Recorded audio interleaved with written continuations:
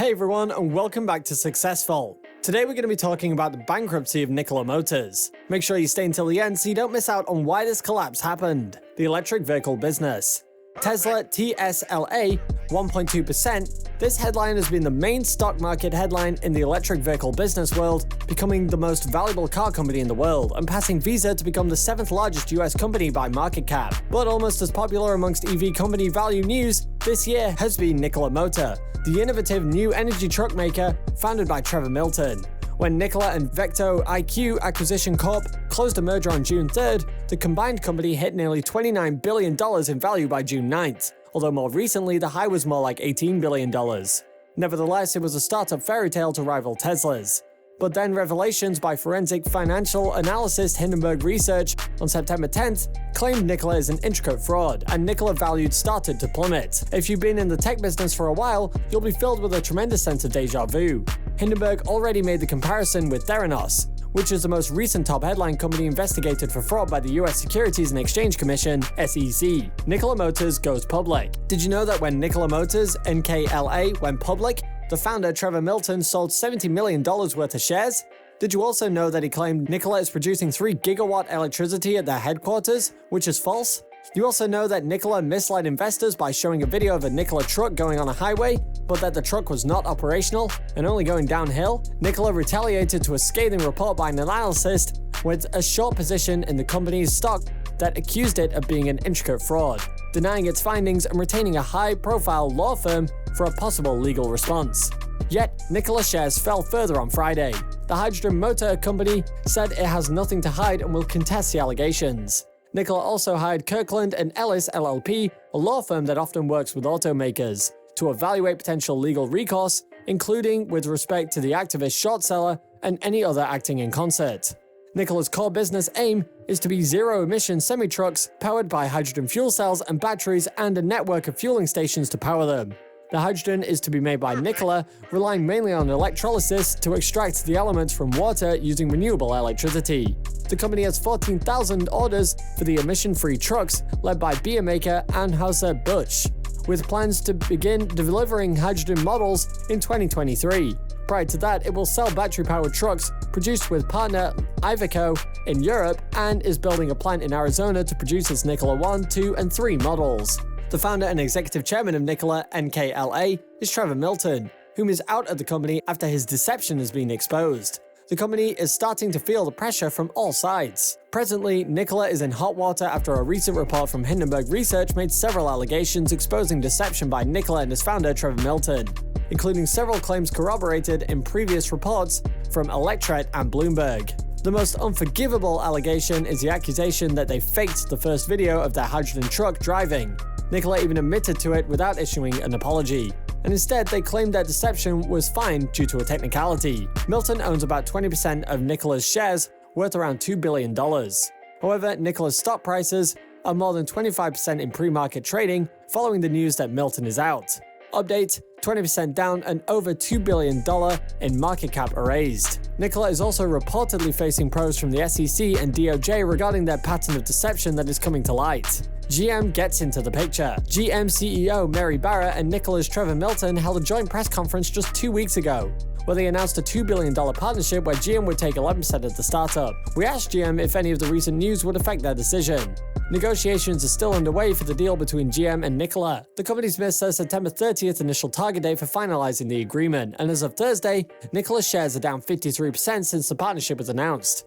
CNBC's Phil LeBeau reported on September 30th that GM might take a bigger stake in Nikola, given the fact that Nikola's share price has dropped so much since the deal was announced. GM's proposed 11% stake was worth around $2 billion when the deal was panned, and now it's worth less than half of that. Our transaction with Nikola has not closed, a GM rep said on September 29th, according to Reuters.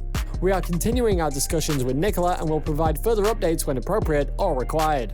Electrek's take. The official story is that Milton was asked to be removed. Stepping down voluntarily is often something said to save face when executives in these situations have been forced out. While he still owns over 5% of the company and will have to report his quarterly ownership in Nikola, he might not have to report his transactions as they happen now that he's not an active officer and insider anymore. It will make it a lot easier if he starts unloading his position and without having to report his sales of the stock. With any luck, the SEC and DOJ are going to be able to get most of that money back at some point. Why would anyone buy a vehicle from them, now knowing the whole company started based on a web of lies? These are the problems that plague Nikola Motors. Nikola Motors has no manufacturing. Building a prototype of something is one thing, and producing that product in a factory on a massive scale is another thing. Nikola Motors have not shown us any HFC technology prototype yet, let alone making it on a large scale, and as of today, they've sourced a few HFC from a third-party company and retrofitted them into their vehicle. Nikola Motors has zero software. Software is undoubtedly a critical part of any electric vehicle. However, the way Trevor Milton described the software in their vehicle in the following video is embarrassing. Slow-going sales. While Nikola touts reservations for a 14,000 fuel cell electric trucks that it says are worth about $10 billion of sales, those are far from done deals. The company told prospective investors in April that it is still negotiating with a strategic fleet of partners to convert pre-orders into binding contracts with deposits. Wedbush Analysis have said that a contract with America's largest original equipment manufacturer by sales has boosted its credibility and its share prices. Following the announcement, Nikola's stock price jumped from 53%, market insiders previously reported. For GM, the transaction was supposed to pay for itself. Nikola would pay GM $700 million to engineer and manufacture the Badger, and in turn GM could show off its Ultium battery in the new trucks, and collect 80% of the emissions credits for the vehicle. As part of the deal, GM would also be the exclusive provider of fuel cells for Nikola's semi-trucks, excluding Europe. Hindenburg Research released an explosive report 2 days later. Nikola: How to parlay an ocean of lies into a partnership with the largest auto OEM in America.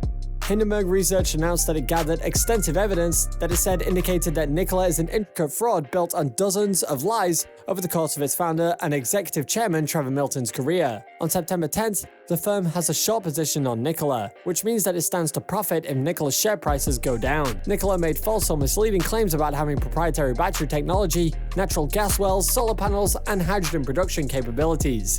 The report also said that while Milton claimed Nikola designed key components of its vehicles in-house, that the technology was licensed or bought from third parties. A total farce was stated by Hindenburg Research of the Nikola presentations of the Nikola One, its semi-truck. During one event, the electric vehicle company claimed that the truck's electrical systems worked, but Hindenburg's report said that there was an electric cable under the stage secretly powering the truck. Will Nikola Motor partake in this pantheon of shame? The Hindenburg Research claims seems conclusive and damning when you first read them, until you get to the end and see which way their interests lie. Now that, unsurprisingly, lawyers are involved, it could be many months or even years before the complete truth comes out. But just as the online revolution had the dot-com bubble burst in 2000, leaving many corporate casualties, the EV revolution has clearly now reached a point in the infamous Gartner hype circle where expectations are massively inflated. Some of today's companies will succeed, like probably Tesla. Some have already failed, despite promising products, like the original Fisker Automotive, and others are just frauds, who have never had what they promised. We will eventually find out where Nikola Motors truly is. We will eventually find out if Nikola Motors is truly in the last category at some point. But even if you're not a stockholder yourself, it's definitely going to be fun watching the story develop. While you're here, go ahead and click on one of these videos on your screen. See you there!